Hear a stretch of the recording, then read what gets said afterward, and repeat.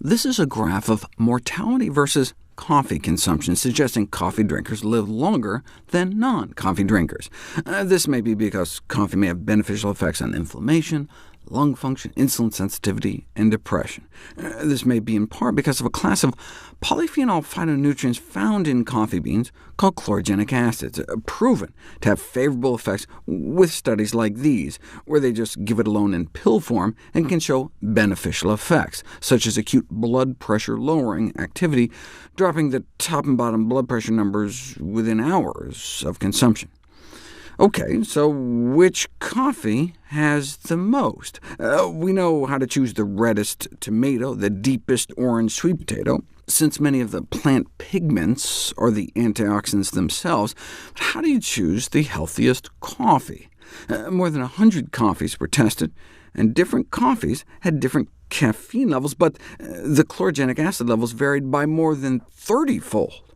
As a consequence, coffee selection may have a large influence on the potential health potential of coffee intake. So all those studies that show that 1 cup of coffee does this or that, what does that even mean when coffee can vary so greatly? Interestingly, the major contributor to the wide range was the coffee purchased from Starbucks, which had an extremely low chlorogenic acid content, averaging 10 times lower than the others. Maybe it's because they roast their beans too dark.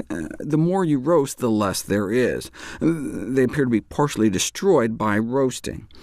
Caffeine is pretty stable, but a dark roast may wipe out nearly 90% of the chlorogenic acid content of the beans. The difference between a medium-light roast and a medium roast were not enough, though, to make a difference in total antioxidant status in people's bloodstream after drinking them. They both gave about the same boost. Other factors, such as how you prepare it or decaffeination, don't appear to have a major effect.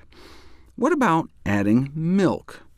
Longtime fans may remember this ancient video where the addition of milk was shown to prevent the protective effects of tea on artery function. Drink black tea and you get a significant improvement in vascular function within hours, whereas addition of milk completely blunted the effects of the tea.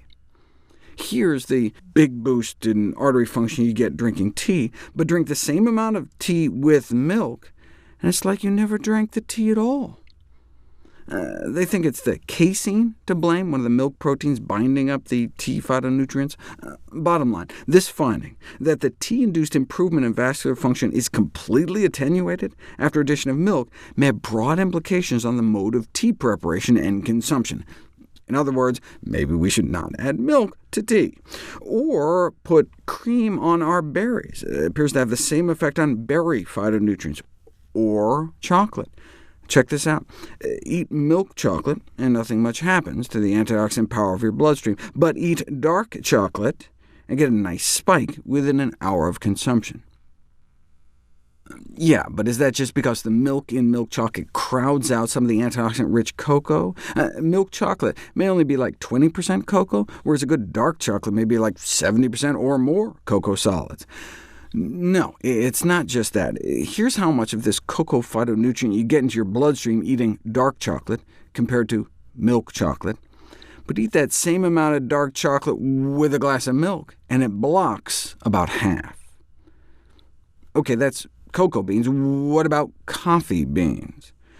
When milk was added to the coffee in like a test tube, antioxidant activity decreased by more than half with just a splash of milk, and down like 95% in like latte or something with lots of milk.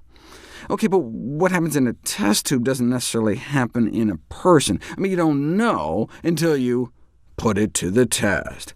And indeed, over the course of a day, significantly fewer chlorogenic acids made it into people's bloodstream drinking coffee with milk compared to black, cutting absorption by more than half.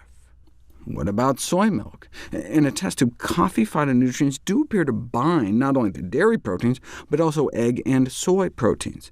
You can see how they did this like computer modeling, showing how these coffee compounds can dock inside the nooks and crannies of dairy, egg white, and soy proteins.